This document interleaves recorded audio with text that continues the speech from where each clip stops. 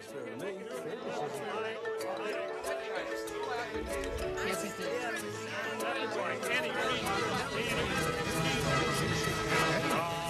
If you don't know what fair is, you can't make it.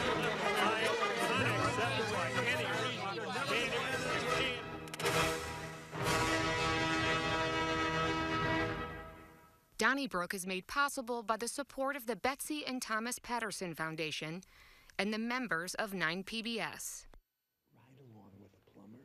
Hey, thanks for joining us for this edition of Donnybrook. Great to have you with us. Can you believe it? We have almost completed our 35th year. We start our 36th next month.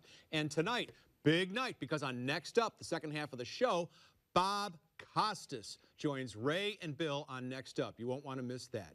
Let's meet the panelists who form the first half of the show, starting with 50% of the Jennifer and Wendy show on KTRS, Wendy Wiese, along with Mr. Bill McClellan from the St. Louis Post-Dispatch. Also from KTRS, rawstory.com, and the Riverfront Times, which he founded, Mr. Ray Hartmann. And editor and sports columnist with the St. Louis American, the award-winning Alvin Reid, who's going to kick off our segment tonight. Alvin, you work for the RCGA. You've been following these matters for a long time. There was big news this week because for the first time in 20 years, St. Louis will have a nonstop to Europe. It was announced this week that Lufthansa Airlines soon will be flying direct to Germany, Frankfurt, as a matter of fact. So we can go to Lambert, get on a plane, take a nap, and wake up in the middle of Europe. Is this a big deal for St. Louis? Well, okay. I'm not comparing it to the China hub, okay? But I would like to know how many people are taking it. You know, how, will it just be all, business people, and there'll be 14 people on the flight? Where does it connect from? All those. Listen, 20 years, long time, okay? So I'm not really just eschewing the whole thing, but this is one of these where a year from now, we read that, okay, we're going to bring that to an end because it wasn't as popular as we thought. That's one of those where I wouldn't kind of be surprised. And as the 80s song said, what, London, Paris, Zurich, Munich, they leave out Frankfurt. So, I'm cautiously optimistic. Are you referring to very optimistic? I mean, Alvin, every now and then we have to just put our cynicism aside. I refuse. And this is a good thing. I mean, anything that builds Lambert up is good. I mean, I'd like to see more direct flights to Tucson and Phoenix. Well, I was going to say, in Austin, where I tend to go. But to be able to get to Europe, even though I'm not going to take advantage of it, I suppose. Okay, but it's a good thing. I totally agree with Bill because, and I applaud Rhonda Ham-Niebrugge. I still, after all of these years, I'm still terrified when I have to pronounce her name because I think we all are. But no, I think she's doing a wonderful job. She and her staff have been working on this for 10 years. And apparently what they didn't have before was the support, the enthusiastic support of the corporate community. They have that this time. And I think as journalists, we get excited when we get to go to the Eat Right Diner, okay? Business people and corporations do travel. And so that's why it's kind of out of our wheelhouse to think about all the business travel. And so I do think that this is, I think it's a very good thing. Now, Alvin, you might have some company here because I'm going to agree with Bill, which sometimes that means you may have to, maybe you might have got a teammate now. No, but this is a big deal. And it's a big deal not because of one flight, but as you say, Rhonda is widely viewed as a rock star in that world, as I understand. And, and the St. Louis, the county stepped up, the St. Louis Port Authority, and I think Bayer and some of the other major players in this. St. Louis has got to, as you say, you can't be, if you're going to be a metropolitan area, you've got to be serious, whether you're a liberal, conservative, whatever. It's got to build around an airport. You just have to be able to do that. International flights, they say that we've lost out on many business opportunities and corporate opportunities. Alvin's right. If it doesn't work, we'll always be saying, well, and they've only agreed. I mean, they gave him 18 months of free landing fees, which is a reasonable test.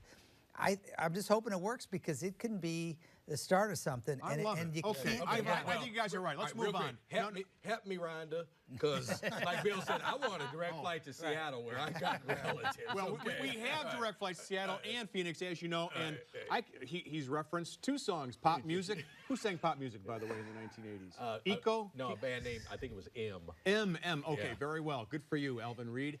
Well, let's move on to a non-music topic. Wendy Wiese, I want to ask you about Michael Neidorff, who's the CEO of actually the 24th largest company on the Fortune 500, the largest corporation in St. Louis with its headquarters in Clayton. It was announced that he'll be leaving next year, and he's kind of a giant of local business. Last year, he threatened to leave St. Louis, and that caused tremors when he did. He cited crime, but he also complained that Missouri hasn't expanded Medicaid, and as the largest provider of Medicaid services in the country, that upset him.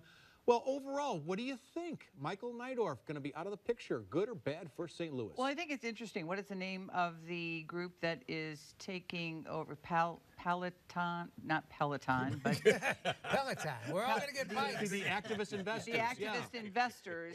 They apparently had a problem with the way Mr. Neidorff was doing business. And even though he is going to stay on in some capacity, as people that powerful usually do, they want new and fresh perspectives on the board. And so I think that Michael Neidorff's, is as indebted to him as we are as a community for the jobs that he has kept here. I think it's probably going to be kind of nice because I had the feeling that his problem with St. Louis had become personal. It wasn't just from a corporate standpoint. This was personal, and sometimes it felt personal. So maybe this new group will think that we've got a little more going on and not nitpick us. Well, I think our only hope is that we're a cheap area. I mean, Yeah. rents are cheap, and That's right. And the new the activist investors apparently are bottom line people, Right. And they might say, well, if it's cheaper than Charlotte, we'll just stay here. And if they have Well, nonstops to Frankfurt, But on the other hand, yeah, Right. they go to Frankfurt. Right. But on the other hand, it does seem like at least Neidorff had been involved in St. Louis. If these are complete outsiders, I don't know. Boy, that thing about putting aside our cynicism didn't last long. That was like one topic. He's bad. But, no, I think that, first of all, with Michael Neidorff, you absolutely have to start by saying he has been one of the most philanthropic people Yes. in this town. Yes. He has done remarkable things as a person. So, I have been one of his probably the biggest critics. I think so. And remain so in that I think he has done damage to St. Louis by being as influential. And he's also one of the great success stories. I mean, he is a remarkable success story in business. But that combined with what I thought was a really unnecessary, really exaggeration. I mean, we know how tragic our crime problem is here, but it isn't like we're the only ones that have a crime problem. And certainly Centene, I don't know about the rest of you. I think downtown Clayton is reasonably safe. And so I didn't think that was necessary. But let me say this. I do think that I don't think he was very committed to St. Louis, particularly based on it. But I think this makes them leaving or diminishing their presence more likely. Now, well, I'm just going to say that, I think this crew is very bottom line oriented, but as I've learned over the years, that's for business. That ain't about where I live, or that's not where I'm going to want to go for board meetings, or where we're going to do like fun stuff. Like, hey, St. Louis is great, but if they so decide the weather's better and we do have more flights and just flat out Charlotte's more happening than St. Louis, I think they would be quicker to turn their back on us than even. Well, Michael Charlotte does have Neidorff nonstops to Europe. I would disagree with Ray and Wendy. I don't think it's nitpicking when a CEO, an important one, points out the crime problem and stresses that he can't attract workers to here. But he- or that's just- for that but- matter, but- when he but- complains about the state not expanding Medicaid. Well, that was fine, except he said- because you agree with that one. No, that no, was no, fine. because but in North Carolina, they didn't have expanded Medicare either. So Right, he's that's talking the out of point. both sides of his Right. mouth. Medicaid, right. Well, but in the case of crime, he's absolutely right. It's a huge deterrent to our growth, and it does dissuade people from living and working and visiting here. And someone had to say it, and I applaud applaud him for doing that. I felt Speaking like he truth. was threat. I felt like it was always the threat, you know, that the hammer was going to come down, and that I don't think that sat well with a lot of people. Oh, I'm sorry. No, I think that Okay. upset a lot of people.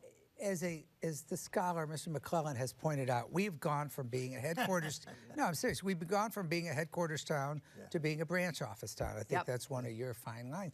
And one of the perils of that is that you can't personalize these things the way you once did. And in fairness, Michael Neidorff has never been. Well, I'm talking about. So you would. can't It wasn't personal. Right. Yes, No, I well, mean, he basically.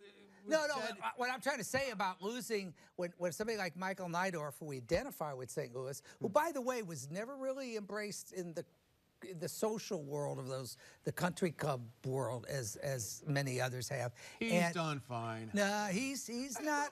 Oh, But my come point on. is, you can't. We're always going to be Okay. vulnerable Neither when somebody was- from the outside I go to was- Chicago comes a in. lot. Neither was Chicago's Gussie crime Bush. problem exactly. does not impact me. I can watch Right. it on the news, all that, but wait a minute. I live here, and he lived here. So if he's commenting on our crime problem, which is a problem for his business, we better listen. You better listen to any CEO who's got that message to bring. Here, Ray Hartman. And by the way, in Chicago, Ken Griffin of Citadel Investments this summer had a major speech talking about crime there. Ray, speaking of people who have been outspoken, Lucas Kunce, who is running for Senate on the Democratic side in Missouri to take that seat that Roy Blunt Sr. currently has, spoke out and really attacked Amazon after the tragic tornadoes last week, taking 6 lives at the Amazon facility in Edwardsville. Kunz said that Jeff Bezos, the owner of Amazon, or one of the owners, has blood on his hands, that a small business owner would be in jail for negligent homicide, and that the employees were hostages, unable to leave the facility at that difficult time. I thought that was ready, fire, aim, really irresponsible kind of commentary just within moments of the tornado. Do you think this guy is fit for office? Yeah, I don't agree with the 4 corners of his tweet, but I will say this. He is running as focused a campaign as I've seen any and he's outraising everybody right now because of it, I think. He's got basically one message that he's running on. You can ask him about anything. I have interviewed him, and he comes back to the fact that large corporate interests and monopolies and all the big interests are essentially destroying this country. And he's running a pure populist campaign. It's almost nonpartisan. He criticized Democrats. It's non-truthful, too. Well, no, I think it's got. wacky, Ray. And he's talking. Well, I mean, for I'm just anybody telling you, to if he speak out like that within 48 hours of a I terrible think tragedy, we're is talking completely about it, which is off what the he charts. needs. And I'm telling you, we'll see if it works. But that's he not is, the point. Whether it works. I don't think it's that. I mean, that's cynical. You know, criticism. You know, What I'm we're not going talking to worry about about is him humanity. criticizing. Has he no That's decency, where I was sir? going because, all right, the 2 Missourians were African-American people from the city of St. Louis.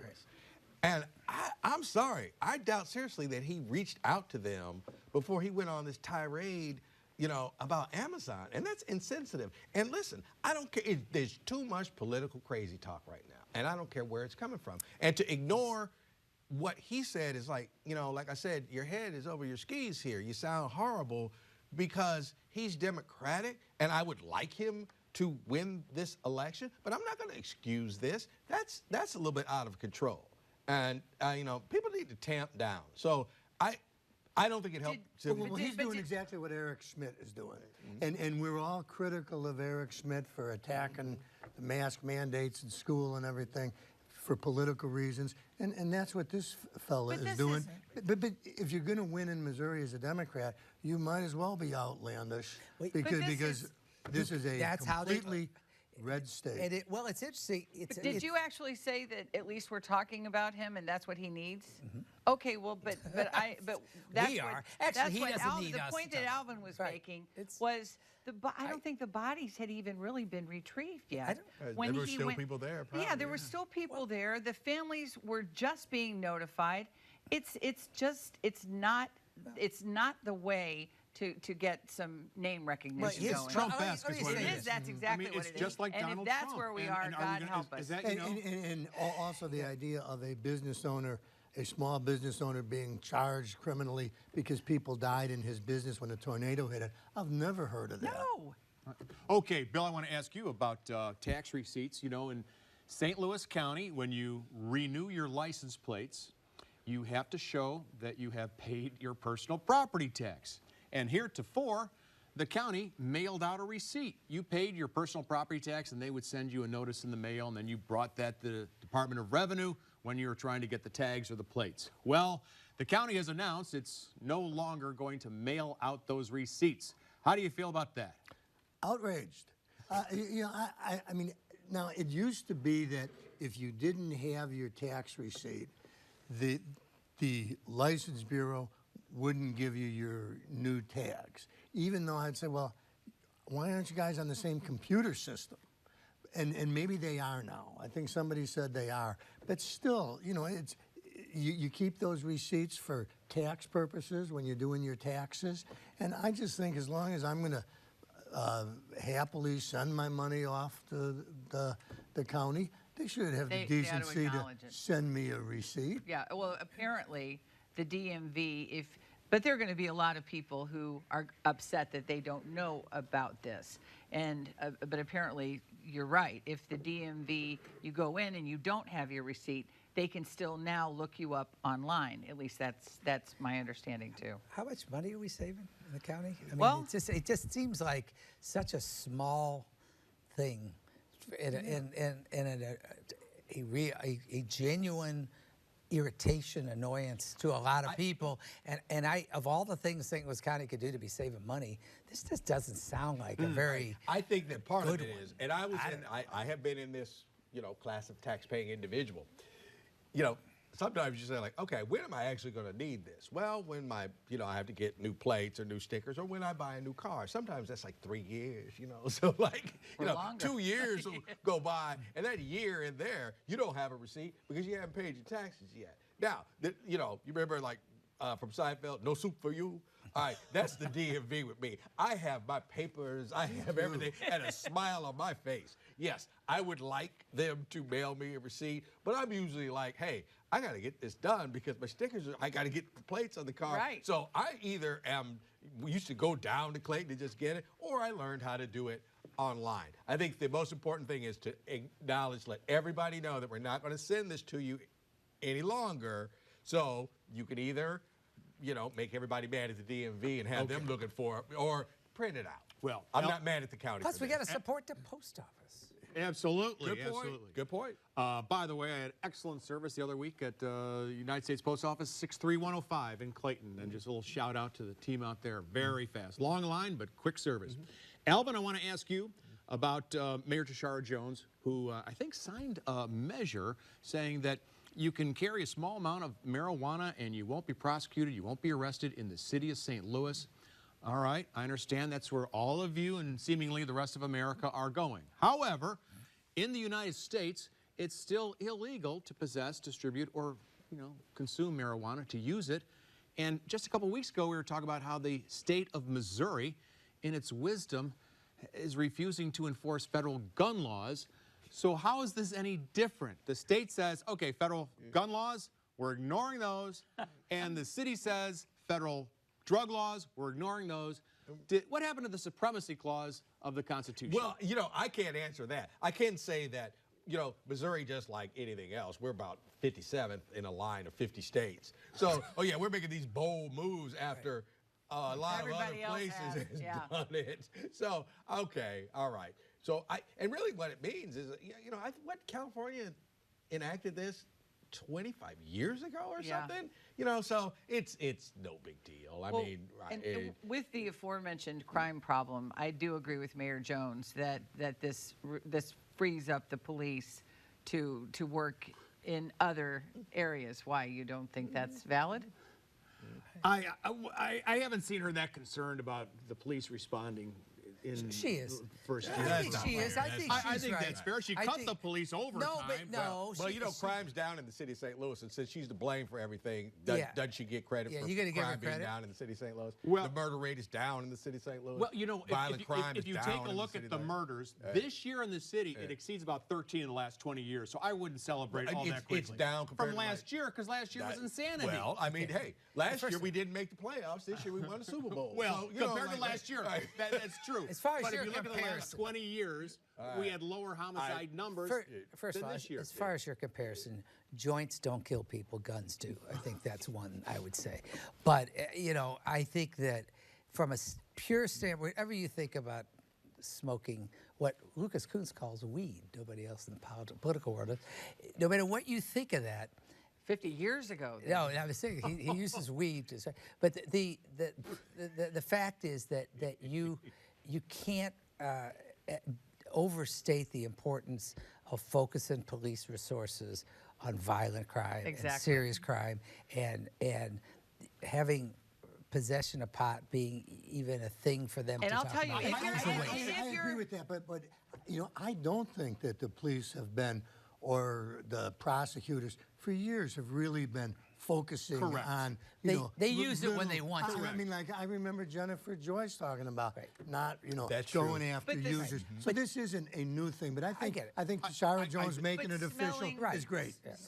the what was it? Smelling the smoke is not probable cause. I mean, wasn't that what this part of How this can was it be? about? Because it's everywhere now. Well, yeah. I mean, everywhere you walk throughout it's- the it's city, used and as an not the whole excuse. nation If now. you pay Okay. attention, a lot, I mean, anecdotally, what surprises me most is I hear people talking about their 88-year-old mothers looking into the gummies or the whatever for the this problem or that problem. Honestly, Well, Ray, I want to ask you about another topic, not related to marijuana, Good. but Amtrak. Amtrak's going to be going between Chicago and St. Louis. 90 miles an hour is announced this week. Hopefully, it'll get up to 110 miles per hour. I guess the Amtrak will be going about the same speed as most cars on 6440 these days. Do you think this is a big deal? Yeah, I think it's great for St. Louis, and I think we need to do everything we can to support. One of the things they're going to do with the infrastructure, I think, the plan is going to be to revive Amtrak, and I think it's great for everybody. It's a great way to travel, first of all, but it's good for the environment. It's just good all around economically. I'm one of the people that wanted to see the bullet train and some of the other stuff, but absolutely, it's a good. But Ray, What about but to bring up Alvin's point, you know, that we're 20 years behind the times, in South Korea, you can go 300 miles per hour. Right, on a we train. need to move So in that 90 direction. miles an hour is not a big deal. You I- save 15 minutes going from St. Louis Well, to and Chicago. within a year, they're talking about saving another 45, Getting it which up is to more. what, And 110 I miles an think hour? you've got it's a step. It's a little bit I like mean, you got to go. You it's- got to go 100 before you go 300. Okay. Exactly. I mean, gotta- is that true? Simple math, you know. you gotta walk It's a before little you like can crawl. It's a little like you talk about transportation. It's a little like the nonstop to Europe. Where you start with something and build on it. And these are both good pieces of transportation news. This one is it's a way off, but I think it's much better. I'm sick of getting to Wrigley Field for the third inning.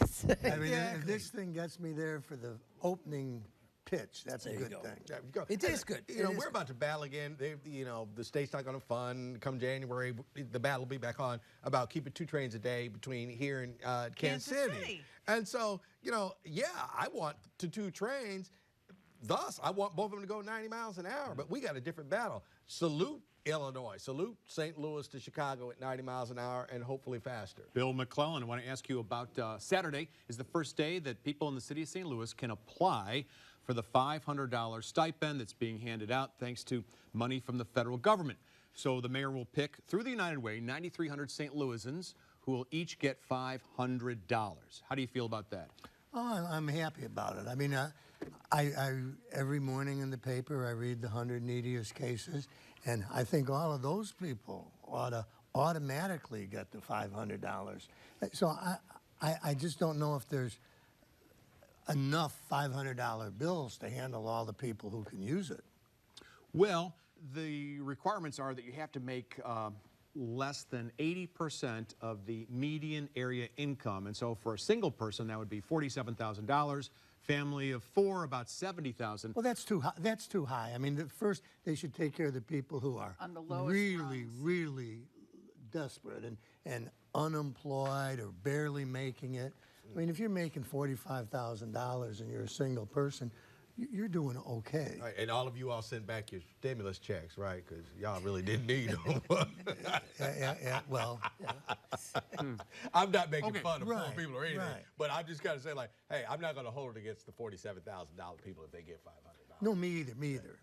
Well, with a minute to go, does it make sense to give people cash, which they could use for firearms or tattoos or alcohol or cigarettes, or should you pay someone's rent, their medical bill, their phone bill, their utility bill? I think if you could do it without it really getting out of control, and that's added steps. Yeah, in a perfect world, I think that would be the way to do it. I think you need to have a Administratively, little I more think that would be pretty tough to do. And I think you need to have respect for people's ability, whether they're poor or not. See, I know you don't mean it disrespectfully, but I think it's really important to respect people's ability to make their decision for how they spend their money. But you also have to be a Regardless of good their- steward of the public monies to make sure it's used for the appropriate people purposes. are capable of deciding how to make their own expenditures, whether they're poor or not, is all I'm saying. No, I hear you. think. But like, really, seriously, if I did hit Powerball, really big one, that's what I would do for people. I'd say, like, well, here, send me your utility bill, and I'm going to pay it for you. All right, got to wrap it up on that note. Let's find out what everybody had to say about last week's program. It's sad that sabotaging public health is seen as a winning public strategy for the Republicans. That from Ward Silver of St. Charles. Thanks, Ward. We got this tweet from Emery Cox 4. I'm pretty sure that pit bulls aren't inherently dangerous. The problem tends to arise with how they're raised. And we saw this tweet as well from Kirok 31. I can't accept that statement without supporting data regarding attacks. No inherent difference in dog breeds? Questionable. You can write us or tweet us. Care of 9PBS 63108. Those tweets, Donnybrook, check that hashtag DonnybrookSTL, and you can email us, donnybrook@9pbs.org. And of course, listen on your favorite source. That could be Spotify, Google Play, TuneIn, or Apple, of course. Well, he has 29 Emmys, the only person in history to have Emmys in entertainment, sports, and news. Bob Costas, who really needs no introduction to a St. Louis or national audience, will be joining Bill McClellan and Ray Hartman on Next Up. That's just moments away. You won't want to miss this one. The rest of us will see you next week. Donnybrook is made possible by the support of the Betsy and Thomas Patterson Foundation and the members of 9PBS.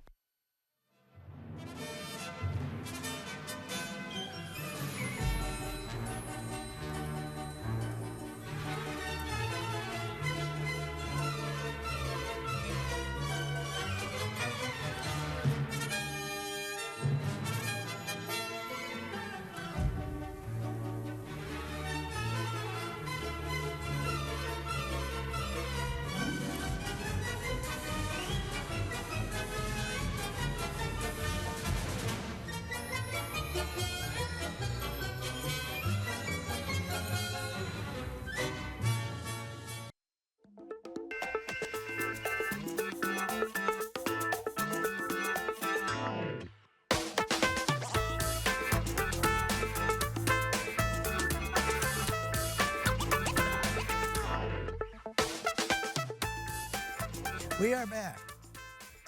We are back with our special guest here on Next Up. Many of you know him as the voice of the Spirits of St. Louis basketball team.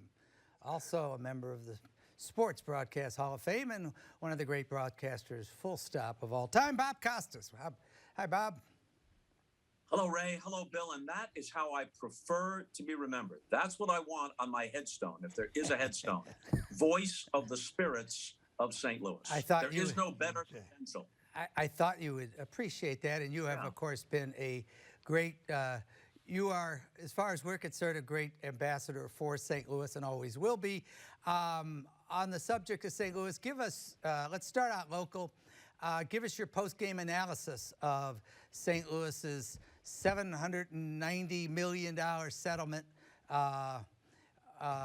with the NFL for returning the Rams to their home in You know, LA. I'll start by saying that people like yourselves who are right there, and Frank Cusimano and others, and Bernie Miklasz and the local writers, they're on top of this moment to moment in a granular sense. My sense is more of an overview, and it's this: that even though the NFL had to be concerned about the preliminary judgments, all of which went in St. Louis's favor, there's no guarantee as it moved up the line that St. Louis would have prevailed at each and every stop. So at some point in this game of chicken, you reach the point where each car veers off the road. The NFL was not willing to cough up more than $1 billion, but St. Louis, knowing that getting an expansion franchise was out of the question, no matter what, we had been led to believe that that was a possibility, and then it became clear that that was never something that the league was going to seriously consider. So, do you take $790 million, thinking that maybe you're entitled to $1.3 billion, but run the risk that you don't get anything at all, or that you get something considerably less than $790 million? So it seems to me that it was at some point it became not a matter of principle, or not a matter of settling every possible old score, or making St. Louis emotionally whole, because the only way that happens is if you want to roll the dice for a third time on an NFL team. When it just becomes a straightforward business deal, the $700 million, I guess, made sense to them when they weighed all the possibilities. Okay. Hey, Bob, let me ask you, if you were an investor and investing with a 50-year term, thinking of your grandkids, what major league sport would you want to invest in a franchise, and which one would you want to stay away from? Well, as we look at it today, football is king, not just in sports, but in all of entertainment. In a fractionalized entertainment universe, a zillion channels and streaming and all the rest, and they'll probably invent something new while we're talking over the next half hour.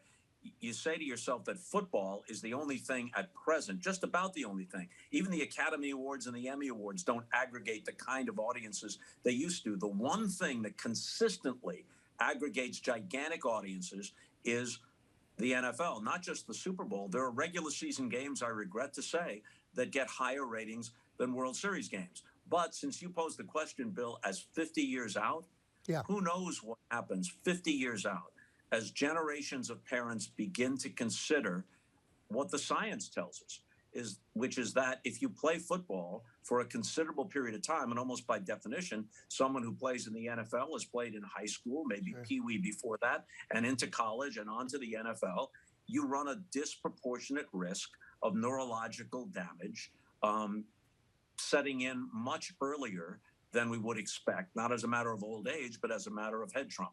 So that could change the whole equation. If you're looking to invest in something and looking at what it's worth 50 years from now, maybe it's sentimental on my part, but I believe that baseball, if it comes to its senses and realizes that its product is not being presented in the most appealing way. Baseball's supposed to have a pleasing leisurely pace. Of late, it has a lethargic pace. If they can adjust that, I think there's something eternally appealing about baseball. And I have a feeling it's survived all of its missteps and all of its various crises over more than a century. I think baseball will still be with us 50 years from now in a recognizable form. I'll put my money in baseball then for the grandkids. By the way, Bill, neither one of us will be around in 50 years, so it is our grandkids we're talking about. Right. Amen to that. If you were, as you should have been or should be, the commissioner of baseball, do you still feel? I know you were fairly outspoken against the wild card and system, and I'm interested in your take on some of, and I know you've probably expressed them elsewhere, but on some of the efforts that have been made in recent years, whether it's the 7-game doubleheaders, et cetera, the strange extra inning rules. What would you do differently? What would you like to see happen? And I'm still interested in what you feel about the playoff system. Well, the 7-inning doubleheaders was a COVID thing, right. So that should go away. Or at the very least, they could have done something they didn't do. All right, we're playing 7-inning doubleheaders. They're single admission doubleheaders, like in the old days. Instead, we're going to make you pay twice for less baseball. that never seemed right. So I think that goes away. I'm not a big fan of the runner on second base in extra innings, and thankfully they've never used it in the most important games in the postseason.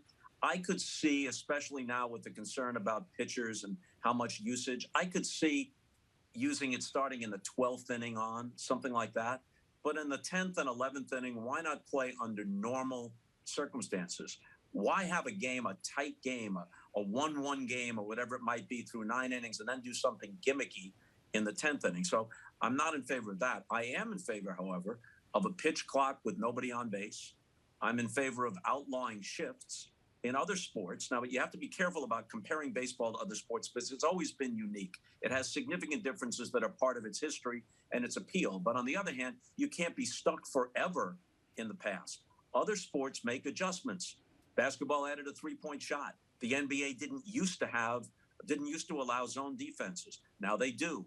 College basketball used to not have a shot clock, but eventually they did. In football, certain formations are not allowed, or they loosen things up because the game was too defense-oriented and fans like more offense. We're not asking baseball to go to those kinds of lengths, but in effect, a shift is a zone defense. You know, in the NBA, you're not allowed to be in the lane for more than 3 seconds. There are certain formations that aren't allowed in football. Passes across multiple lines in the NHL. It would be perfectly sensible for baseball to say, you have to have 2 fielders on either side of second base. Now, that could mean that the shortstop's left instep is on the third base side of second base, and the second baseman's right instep is on the first base side of second base. But you still have to have 2 on either side, and that would increase balls in play. You know, people think that what the shift has taken away for the most part is the left-handed power hitter hits a ball in the shallow right field, slow runner, he's thrown out, and that's where all the hits go. But think about all the balls up the middle, which forever, since Abner Doubleday, were base hits. And now they're not. And baseball can't become just a game of home runs and strikeouts. It's too boring, and it takes too long. You want the ball in play. You want baseball plays. You want Ozzie Smith diving to make an impossible play up the middle, not already positioned there, so it's a routine play. You want balls in the gap. You want guys trying to go from first to third. Baseball needs that infusion of action. In this case, it needs to go back to the future to be the kind of appealing sport that we want it to be. Bob, in a recent interview on CNN, you were critical of the International Olympic Committee and their leaning toward authoritarianism. And right now we've got the situation in China where the Chinese tennis player is more or less missing. Yeah. What would, if you were running the U.S. Olympic Committee, what would you do in regards to the Olympics in China? Even though it's not as strong a measure as many people would like to see in terms of a protest or a rebuke to the Chinese regime, I think what the Biden administration has decided upon, and the USOC is going to go along, is that there's a diplomatic boycott, but we're not stopping the athletes who have prepared for years and years. And the Olympics are different than other sports. They don't have an annual season. It's a quadrennial thing. For many of these athletes, it's once in a lifetime.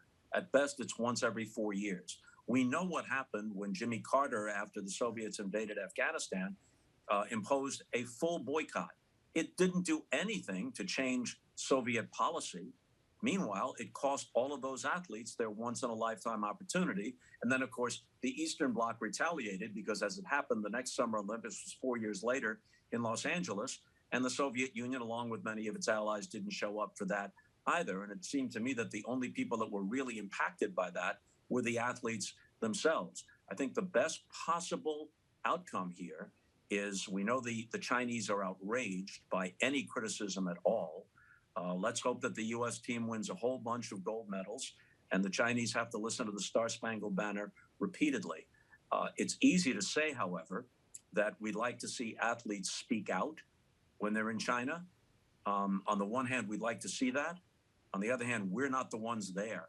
And who's to say what the Chinese might do in terms of making things uncomfortable for NBC, for any of the competing athletes?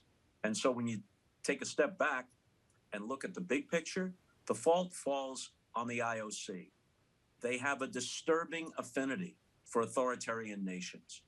And I'd like to point out, Bill, that I have been saying this forever.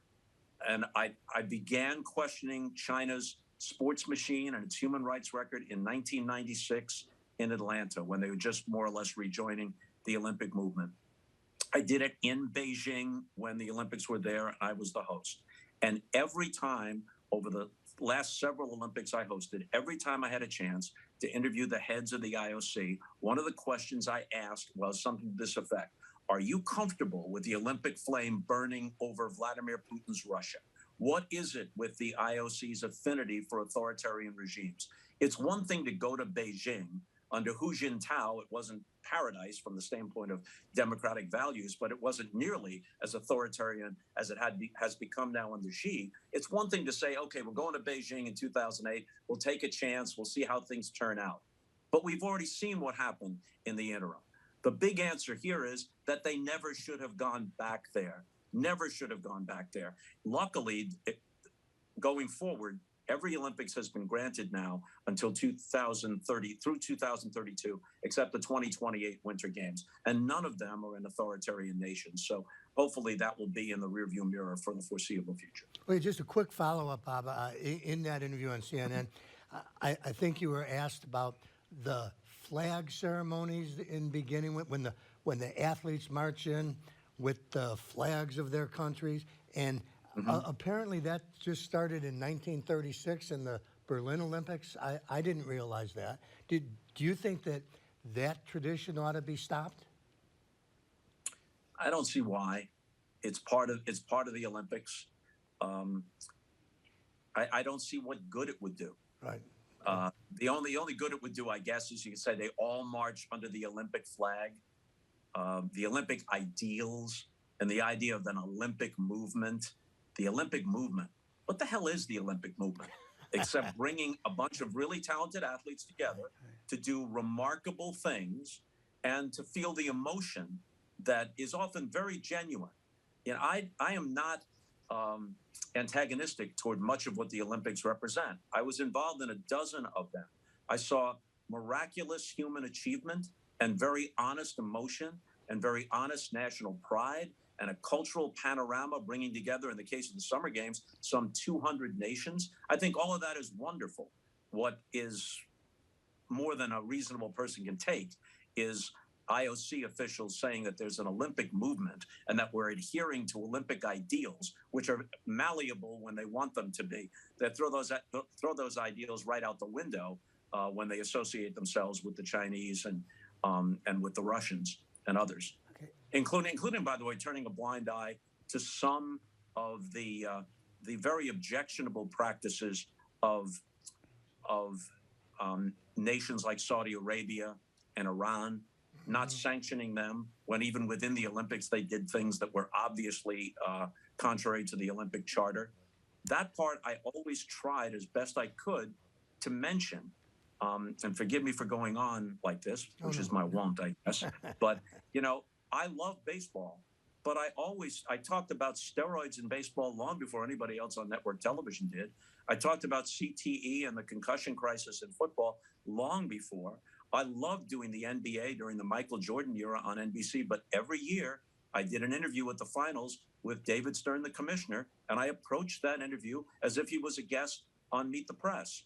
And I did the same thing with every NFL commissioner until Roger Goodell stopped sitting for interviews with me because he didn't want to put up with those questions. He's a nice guy personally, but you can see why he wouldn't want to have a straightforward interview. So I embraced a lot of what the Olympics were about, but at the same time, I felt it was my responsibility as the host, which is a different position than being the venue announcer at the figure skating or at the pole vaulting. It's a different position if you're hosting Sunday Night Football as opposed to being Al Michaels calling the games. I always felt that it was my responsibility to at least inject 5 or 10% of an acknowledgement of the elephants in the room, the issues that are at play inevitably, and to ask the right questions of people in power. I tried to do that as best I could under the circumstances. Well, I want to follow up on that because you are actually, one of the things you'll be known for is your fearlessness on that. You recently called out LeBron James and Colin Kaepernick. That isn't something you hear every day. And over the issue of China and not what kinds. I've always been curious because not many hosts do that, and you've hosted so many Olympic Games. What when you do those things and you speak your mind with that integrity you have, does your email box fill up? What kind of setting aside Twitter, which we won't talk about, but yeah, what kind of what does that do in your world as a consequence? Well, I think it created some discomfort now and then with my bosses at NBC, but in the big picture, our relationship was mutually beneficial. I'm appreciative, respectful, and grateful for everything that my nearly 40 years at NBC meant to me. And I think that I did a good job, by and large, for them. So there's no hard feelings, but I hope that they understood that I had a different view of the role than some people do. There are a lot of very, very talented people working in network television on the air. In sports, few of them seem inclined to talk about these issues that to me are just elephants in the room. They have to be acknowledged. Back in the day, Howard Cosell rubbed a lot of people the wrong way. And part of that was because in addition to being brilliant at his best, he was obnoxious at his worst. But then people said, well, Howard may be a pain in the ass sometimes, but at least he talks about the things that no other network broadcaster will talk about. Now, I'm not by personality like Howard Cosell, but I think I was the only prominent network sportscaster since Cosell who was as willing as I have been to address these issues. And it was always troubling to me when some people said, oh, well, he wants to have it both ways. He's the host of the Olympics and he's embracing some of it, but he's also critical. Well, which is it? Would you prefer that I be on NPR and not addressing it from the very site of the event?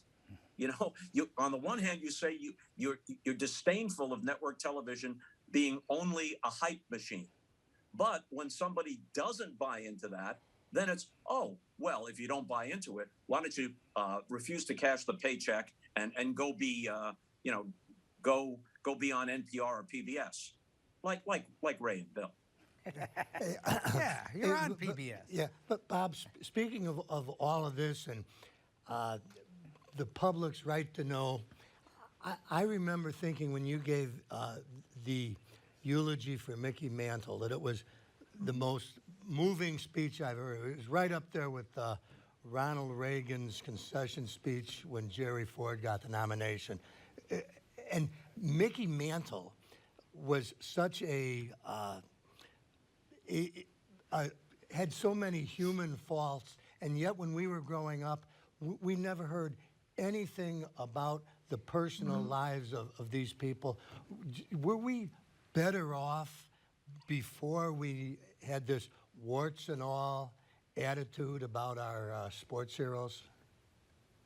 You know, Bill, I'm not much for gossip about people's personal lives. I think it's more important that we know the warts and all story of the issues that are involved in sports, the monetary issues, the cheating scandals, the things we've been talking about with the IOC. Right. I'm not that big on exposing people's personal flaws unless in some way they impact what we should be interested in as fans. You know, I guess with social media and whatnot, and in truth, athletes now having grown up with social media, so they themselves put themselves out there to an extent that actually exposes them to some sort of danger. I guess it's more accepted now.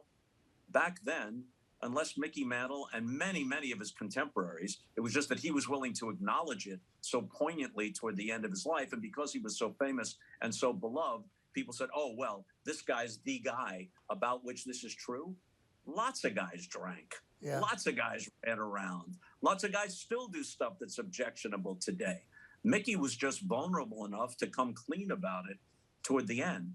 But I don't think that anything he did personally, it had an impact, sadly, on his own life and his own relationship with his family, which he tried to repair toward the end. But I don't think any of that negatively impacted the people who rooted for the Yankees or who loved watching a great ball player play. Okay. And Bob, you never heard anything bad about Ernie Banks, did you? I mean, I grew up thinking that Ernie Banks couldn't do anything wrong. Okay. Well, you grew up in Chicago. I remember exactly, that. Yeah. I did. Exactly, I did. Well, thank you very much, Bob. You also didn't hear anything good about the Cubs, right? Well, okay, let's be clear about that. Well, they were lovable. They were lovable losers. Okay, well, good. You know, Wrigley Field, the Cubbies, they were lovable. I mentioned earlier you will always be considered a St. Louisan here in St. Louis. I hope know so. you. And what is it about St. Louis as a sports town? You hear the baseball. They like the Cardinal fans like to call themselves the best fans in baseball, which I always thought was, I don't know that that's a statistic one keeps, but St. Louis does feel like a bit of a particularly passionate town. How do you see it from 40,000 feet from where you are? Talk about St. Louis as a sports town in comparison to other cities. Well, I'm a baseball guy. It's always been my favorite sport. And while it's impossible because it's subjective to say that any one city is the best baseball city, I've been to every city over decades and decades. I've called games from every ballpark. There is no baseball town that is a better baseball town than St. Louis. They may be different in their character.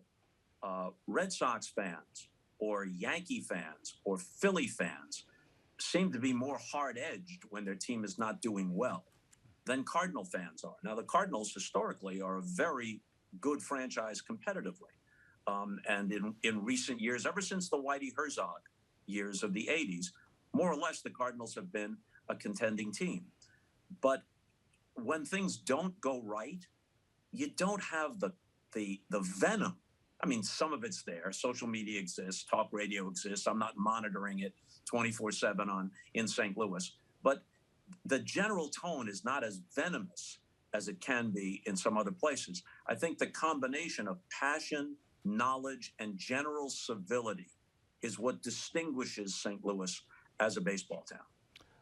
Bob, sticking to baseball for a minute, but actually this touches on all the sports. The news out of Chicago and Wrigley Field is that there's going to be a betting parlor in Wrigley Field that fans can go bet during the game on various things. I mean, what do you think about the issue of all this sports betting and sports betting at the games and on who's going to get a hit? And this can't be good, can it? No, well, it's going to be good for baseball's bottom line and every other sport. It's a source of revenue, an enormous source of revenue, and they just couldn't turn their backs on it. I talked about this at length on my last HBO show last month. You know, you're at Wrigley Field. Buy me some peanuts and Cracker Jacks and give me the line on the Diamondbacks. And they might change the whole damn song. And what we're moving toward is sports, which has always been a business, but the proportions used to be different. Everything now seems transactional. You're not just rooting for your team, but you're pulling for your own wager. And even during the game, you're not just rooting on the outcome. Like you say, you could root for or bet on what's going to happen in this half inning. Right. Or once the technology, which is fast developing, allows it, this particular at bat. Will the next pitch be a ball or a strike? Whatever it may be. So your relationship to sports. Look, gambling has always existed. People may know that my dad was an inveterate gambler. He gambled with guys named Blinky and Three Finger, guys with mob connections. So it's always existed. But it's never been so mainstream, so that inevitably now, because it's so easy to do, you're just picking up your phone and doing it. It's going to change the emotional relationship that people have to sports and to their teams. And to that extent, it's a negative thing. But when they start counting the cash, the powers that be in sports aren't going to worry about that so much. Unfortunately, we have run out of time. We're out of time, Mr. Costas. And Some thank people would you. like you to run out of town. Yeah, Ray. well, let's not put that to a vote. All right, well, we want to thank you so much Yeah, for it was taking good- your good time. seeing you. Merry Christmas. And, thanks again, and you will always be part of St. Louis. Thanks so much, Bob. Thank you, guys. Merry Christmas. Happy New Year. Happy holidays. Thanks. See you, Bill. See you, Ray. See you, Bob.